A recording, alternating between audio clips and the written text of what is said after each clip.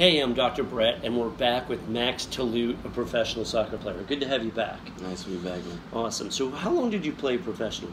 Or have you played professionally, I should say? I've been playing professional since January 2012. Wow. So 6 years. Almost 6 years. That's long enough for me to ask the following question here.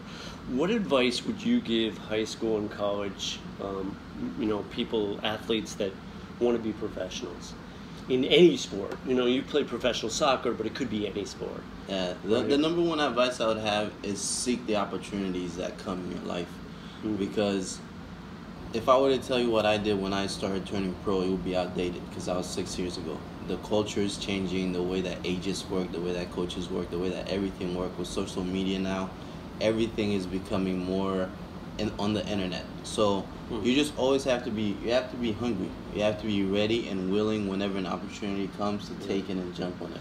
Really, I love that philosophy in general. It's something I talk about as a psychologist, a life coach, sports psychologist, and business coach. I talk about being open and ready and seizing the moment, so to speak, the opportunity. But for you, how did you develop that philosophy? Was it natural, or is it something that you learned like everyone else from not seizing the opportunity, like from making a mistake, so to speak? I made a few mistakes. How can we not? Yeah, after the first few mistakes, I saw it, and you always have to be fit. You always have to be ready. Whatever sport you play, just always be ready, and just learn, educate yourself, educate how the business side of it works, and just be knowledgeable about it. Okay, cool. So educate yourself on how the business side works. I don't think that's common, right? Not everybody does that. Yeah. How'd you figure out the business side, so to speak? You just research, to be honest, because most athletes nowadays rely on agents, so they don't do the due diligence of looking into it, even looking how the agents contact the coaches, all this and that.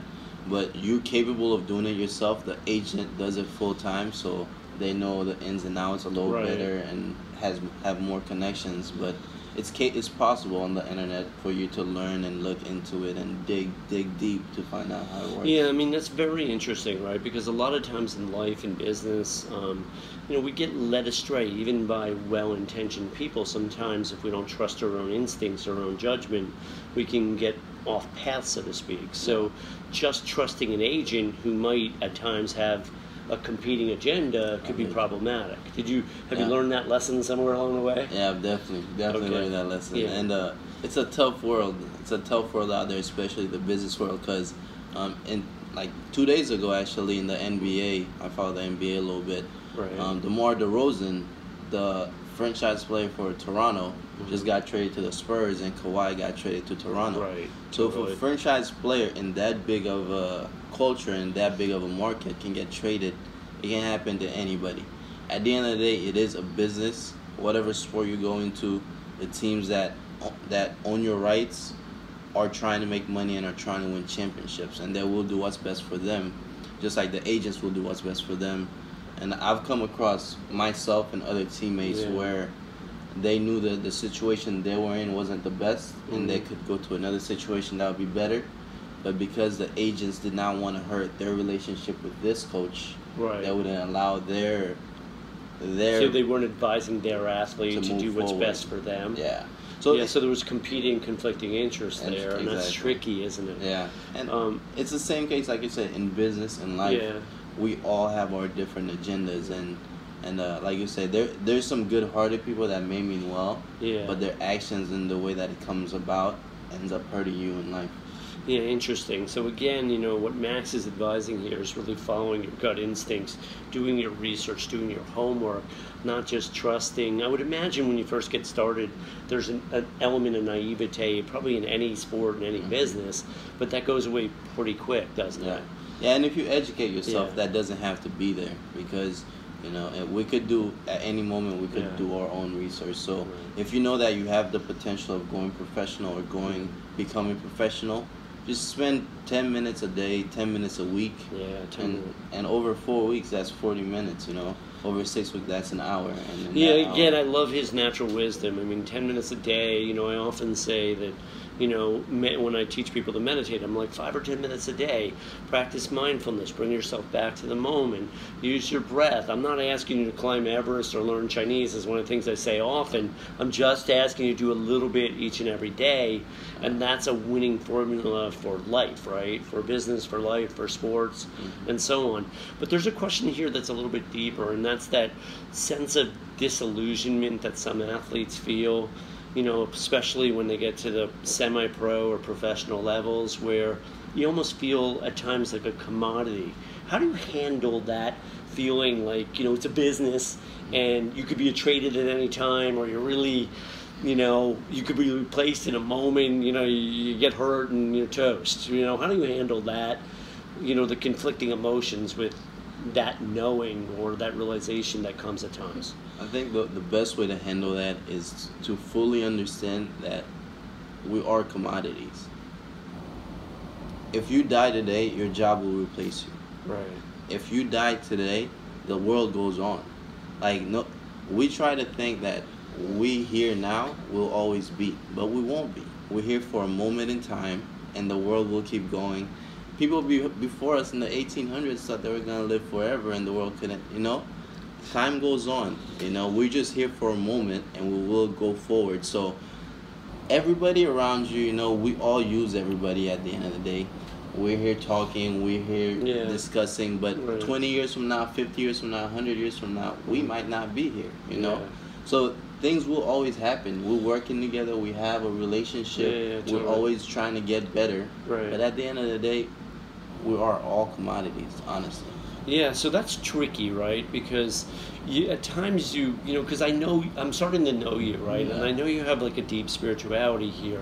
And how do you mesh that spirituality with that sort of business commodity thing that can kind of like rub, when someone's a deeply spiritual being, at times it can rub the feeling that, you know, many people will treat you as a commodity. They don't really care about your heart and soul and spirit.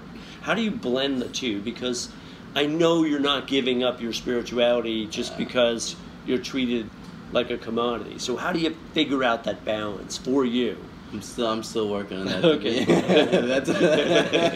I'm still working on that. But totally. You know, it's every day, you know, and like you say, it's back to the mindfulness. It's back to understanding that even though we want to be appreciated and loved for who we are, what we think, you know, the way we act towards other people, that's not the way that everybody thinks. So you always come across adversity in life. You always come across people that don't understand you or don't see life the way that you do. And accepting that and being okay with that fact allows you to bring it back to yourself after a bad day, after you have argument with agents or whoever. Just come back and be like, all right, this is what I want to do. This is why I'm doing it. This is how I'm going to do it. And just be one with yourself and be understanding of the situation you're in. Okay, so again, Max is getting pretty deep here in a good way, though. Like, he's talking about some really interesting concepts.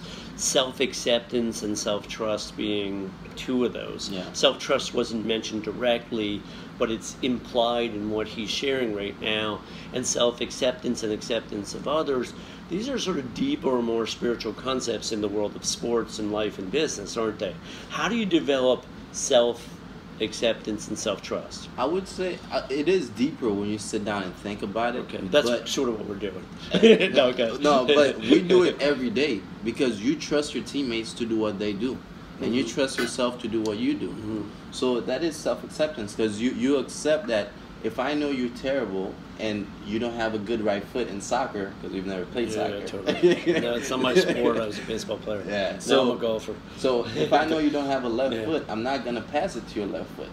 I'm going to accept myself to pass it to your right foot. Okay. So that in itself is self-acceptance on a small scale. Now, like you said, when you go deeper into it and you take everything as an entity and think about it, then it becomes deeper. But, well, I mean, I feel like you're also talking about letting go of judgment, which is not so easy. I mean, that's a tough, right? I mean, judgment is sort of something that some of us try to move beyond, and then, you know, many people don't even bother, right? They just live their lives, you know. It's tough playing a team sport because you have to do that. Like, even though you don't want to, you know, like, some of my teammates, I joke with them like, oh, this was terrible, this was terrible. Like, we'll joke about it, but at the end of the day, if you're playing a team sport, you have to accept it. Right. Because it is going to come and be part of a team sport. Yeah, but isn't there an element of self-acceptance in any sport, whether it's a team sport or not, right? Yeah. I mean, if you miss a 3-foot putt for, you know what I mean, to qualify for one of the tours, I think you're going to have to find a way to accept yourself. Otherwise, you're going to be pretty miserable, right? Yeah. So even in a team sport, right, there's just a huge element of self-acceptance at every level, right? Because at times, no matter how good you are, you're going to let down your teammates, right? It is going to happen. It will happen, Like even Michael Jordan has a famous He missed quote. a shot or two. He's missed many didn't make his high school team, you know. So it's part of it, being mentally strong and accepting it and moving on, because the next step is the best step. You know, the step that you just finished is done. You know, the next step is what you have to focus on. Yeah, and so what Max is getting at here is like a high level of present moment awareness, right? Constantly letting go of the past, bringing yourself back to the moment. Really good athletes, top athletes, better performers in anything. Again, in business, personal lives, they have a strong tendency to let go of the past, right? To not dwell on past events. Again, I'm just out of curiosity, was that part of your teaching? Did you learn that like as a kid, or is that something that developed as an athlete, or a little bit of both? I mean, how do you develop that? For me, it was more of an athlete, and I think it's something that I came to understand later on in life, because for me, I'm a forward, so I try to create and try to score goals. So if you're reflecting on the mistakes you made, then you're losing the moment to be able to create in the moment. Totally. So I think, like you said, in life and everything you do, you have to learn from the past and learn from the mistakes. Right. You have to be in the moment and ready to react and be ready to create the life and the opportunities that you want. Yeah, that's so well said. And the way I would phrase it as a psychologist is you're developing a high level of self-awareness and self-discipline, right? Yeah. The awareness that the past is done and the discipline to let it go and move on, get in the moment and move forward. Hey, I'm Dr. Brett. I'm here with Max Toulette. He's a professional soccer player, and we enjoy doing these little videos together. Thanks so much.